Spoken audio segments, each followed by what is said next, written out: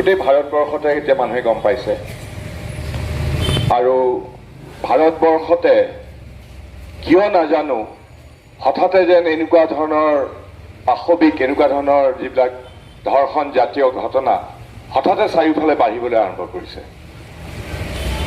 কিন্তু ধিঙত অইন ঘটনাৰ লগত তুলনা কৰিব নোৱাৰি, কাৰণ ধিঙত এগৰাকী নাবালিকা এগৰাকী স্কুলত যোৱা ছাত্ৰীক কি ঘটনা হ'ল বা অইনৰ ঘটনাবিলাকো বৰ দুৰ্ভাগ্যজনিত বা সেইবিলাক গৰিহণাযোগ্য, কিন্তু মই জনপ্ৰতিনিধি হিচাপে ধিঙৰ ঘটনাটোত মই অতি দুখ পোৱাই নহয়, মই লজ্জিত।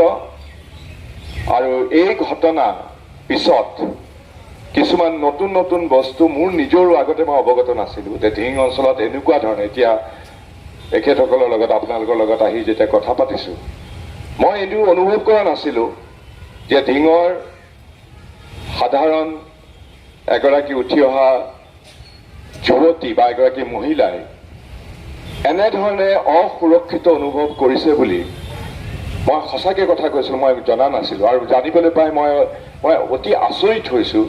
আৰু এনে অসুৰক্ষিত অনুভৱ কৰাটো আমাৰ সমাজৰ কাৰণে কলংক, আমাৰ অসমৰ কাৰণে কলংক।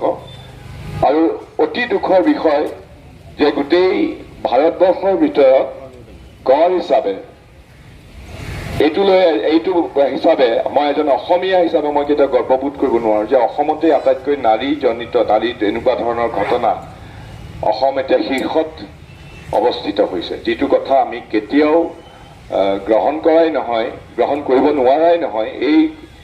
এই যিটো এটা ইংৰাজী যিটো কয় ডুবিয়াছ ডিষ্টিংশ্যন, যিটো হৈছে সেইটো লৈ পেলাই আমি কেতিয়াও গৰ্ব কৰিব পৰা বস্তু নহয়।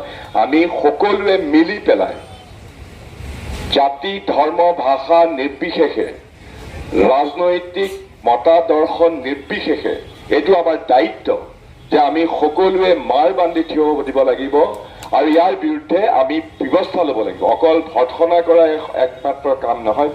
কিবা এটা ঘটনা হ'ল, ঘটনাৰ পিছত আমি সদায় গৰিহণা জনালোঁ, সদায় আমি গৰিহণা জনাই পেলাই হাত সাৱটি বহি থাকিলোঁ, তেনেধৰণে নহয়।